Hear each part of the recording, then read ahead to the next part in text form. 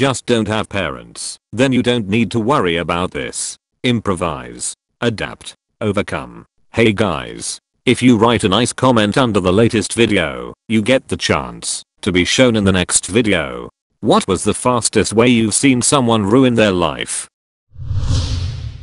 Guy from my school went to rob a corner shop at knife point. He pulled up with his push bike, went into the store, and threatened the shopkeeper with a knife to give him all the money in the register. The shopkeeper refused, and the robber was too pussy to do anything, so he grabbed a pack of gum and ran out.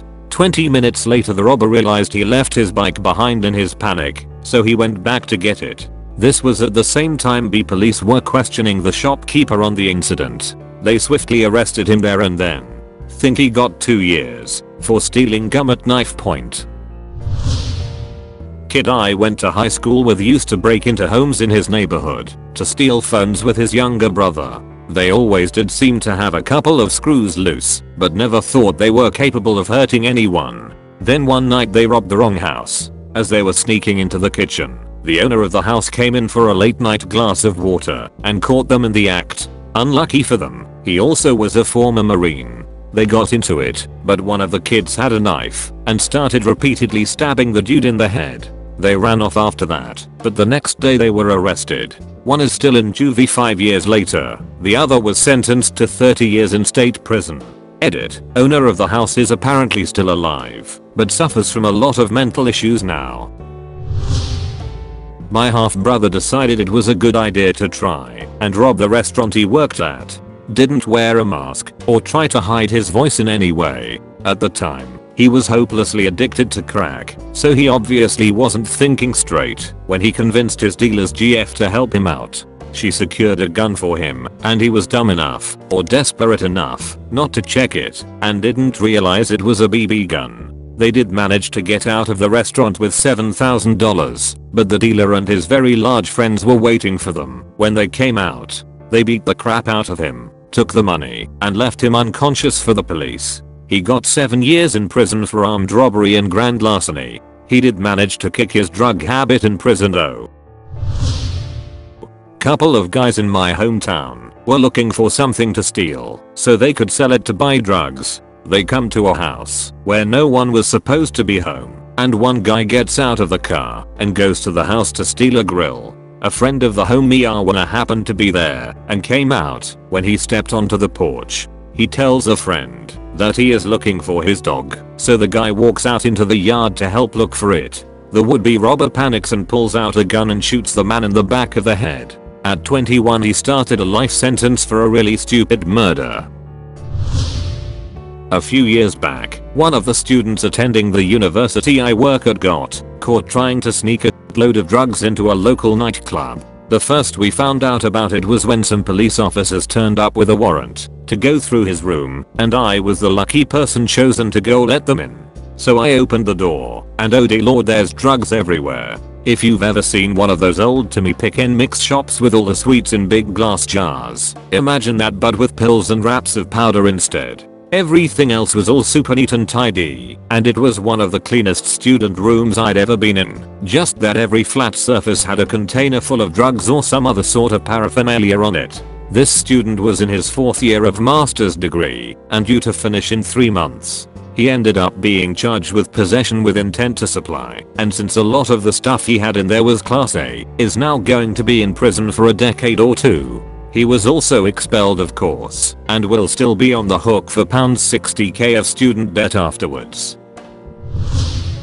Cheated on his wife and got caught exchanging nude photos with fans, some of whom were underage, then blocked said wife on Twitter before announcing his divorce there. One of my friends ordered crack from the dark web. Where I'm from it's not something anybody ever really does. It's unheard of really. Anyway. Fast forward 6 months and he's the most vile person you could ever meet. He dragged another friend down with him. He went from an engineer to stealing and backstabbing in about a month. Heartbreaking. Don't do crack. Honestly, meth. Have an aunt who went from being a full-time correctional officer and mom to having both of her kids taken away and now being a resident in the prison she worked at because of meth.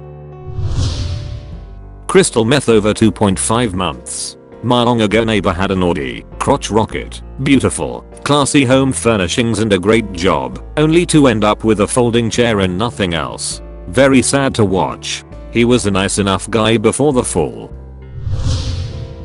Friend got married right after HS. Left for boot camp and deployed soon after. Gave his wife power of attorney. She destroyed his credit and put him $200k in debt in 8 months. They divorced, but his co-advised him to just give her whatever she wants to keep her quiet. So now he's also paying alimony. It sucks because he only joined the military to pay for college. But now he's afraid he won't be able to afford it even with a GI Bill. Child porn. He seemed so normal, nice guy and his life looked good. Wife, family, good job, nice home. Next thing I know he's in jail and he's lost it all. Edit. Damn it, my most upvoted comment is about CP. Might delete later IDK. Drunk driving. Guy crashed his car, ran from the scene, was tracked down, resisted arrest, assaulted a cop, blew way over, and in 2 hours went from kid to convict.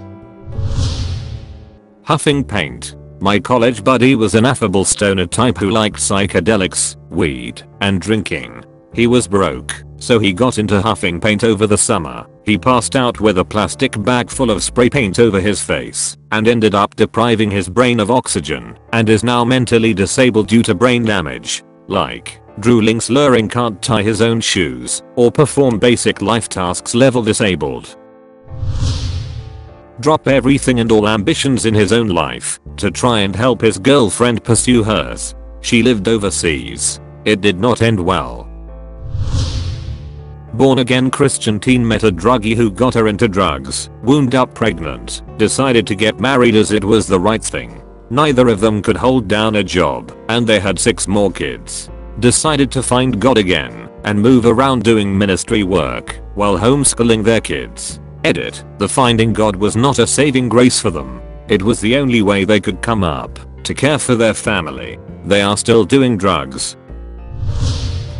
In less than 5 years, one of my cousins was married twice to 2 equally horrible people and blew through 2 inheritances. He and his first wife trashed a house my grandmother let them live in for free and got mad when she asked him to pay for repairs. He is now completely alienated from family, including his parents, and disowned. I once knew someone who swapped university courses midway through so that he could become a teacher in a subject he was more passionate about. We were pleased for him. He was really excited and it all got off to a great start. He eventually completed his degree and qualified as a teacher in that subject. However, he is no longer a teacher.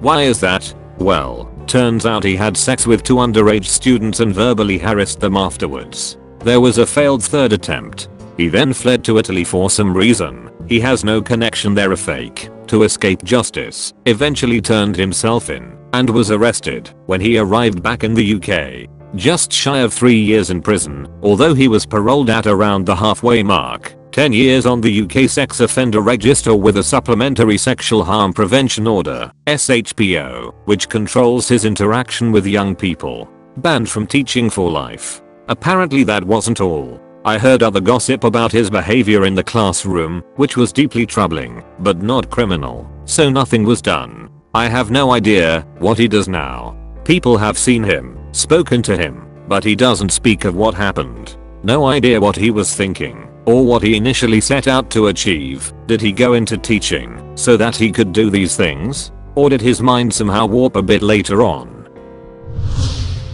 A friend of mine was 3 years from retirement at age 53 and decided to throw it away. He used to take the winter off and spend it with his family. He used to do hard drugs and he decided to start shooting meth winter before last. He taught his 18-year-old son how to do drugs and run around with women. He didn't return to work and lied to his wife about them not being able to take him back at work. He texted me in the middle of the night that he would have hung himself by the time I woke up. He sent the same message to his brother, who called the police to do a welfare check, and they found meth. He is losing his beautiful house and is going to be living out of a camp trailer for now. He had everything going so well and now he has to start over. A friend in high school. Was popular, good looking, dude could have been a model, really smart. Got accepted to an Ivy League school and all he had to do was make sure he passed all his classes, and he was in. Well, the last week of senior year he had a math exam and all he had to do was just show up and write his name on the exam. The teacher had it set up where you get at least a 40% just by writing your name. He just couldn't get a 0% or else he wouldn't pass. The dip decided to skip his exam and go get high instead. Failed the exam in the class and couldn't attend the Ivy League school. He eventually spiraled over the years into drugs and dead-end jobs. It's been 15 years since high school and last I heard he's still living at home. He could have went places in life but decided to get stoned instead. This is a long and complicated story, but here's a short summary. This all happened in the span of about 6 months. A friend of a friend started dating a new lady immediately after his divorce. She was clearly more interested in his money than anything else, and was generally mean and an instigator of problems. But he didn't see that, regardless of how many times people warned him. They'd been dating for a bit, and because she had young children, they were older, her late 30s, him late 50s, and his lease was up soon. She convinced him that they needed to buy a house together. She got him to give her his portion of the down payment on the house in cash. He handed over $80k, which was actually most of the total cost. Then she didn't put his name on anything because his credit wasn't as good as hers. She convinced him to buy all of the furniture, painting, flooring, and other stuff. Her excuse for that was claiming that she was going to pay for some remodeling and a new roof, which the house didn't need, but she lied about. She also convinced him to give her the money for all of those things in cash. When the house was nice and ready, he lived there for about 2 days before she dumped him. She said all this face to face. There's nothing in writing between them. There's no paper trail. There's no text messages. There's no witnesses. It just looks like she paid for the house which is in her name, and that's the end of it. He has no recourse. Lost all of his savings. Depression. A suicide attempt, which led to a lost job. Had to move back in with his ex-wife. I didn't see it, but my best friend growing up saw a mutual somewhat friend try and beat a train in their car at Arara crossing Nobuno. The winner was easy to predict. Life definitely was ruined in less than 30 seconds, including bad decision time, and left my best friend traumatized for quite a bit. He was on the other side of the tracks and recognized them, then saw their car hit. We walked the tracks several times to help him deal with it, I guess. Moral of the story: wait 5 to 20 minutes for the train to pass. Follow-up train story: a year or so later on my birthday, took carloads of friends and I were picking up some beer from a guy happy to buy it for minors, which we were headed to the drive-in for a fun night. I was a passenger in the lead truck. The driver, a moron, thought it would be funny to beat the train at an ungated RR crossing, a lot in the Midwest, his reasoning being later explained as well.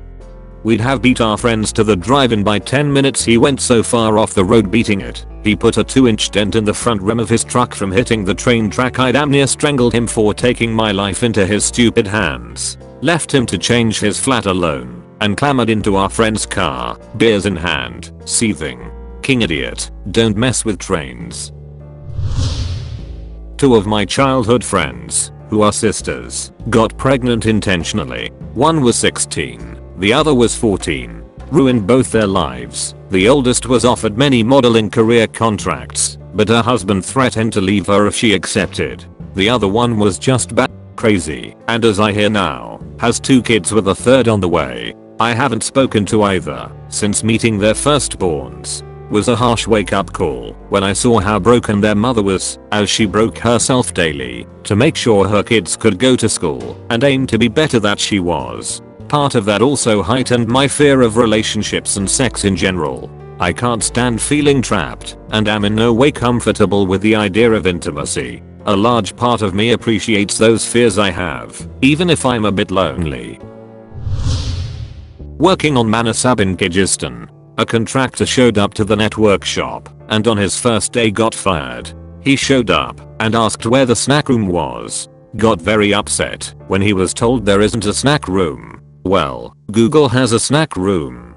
Dude, you're on a military base in the middle of nowhere. Walk literally next door to the chow hall and grab a candy bar if you need one. About an hour later he asked where the nap room was. Again, got very upset when he was told there isn't a nap room. So upset that he started throwing shit around and we had to call security forces. He was forcibly removed from the base and banned by the commander his first day. I can't even imagine how hard that destroyed his career, since the company had to fly him home the day after they flew him in.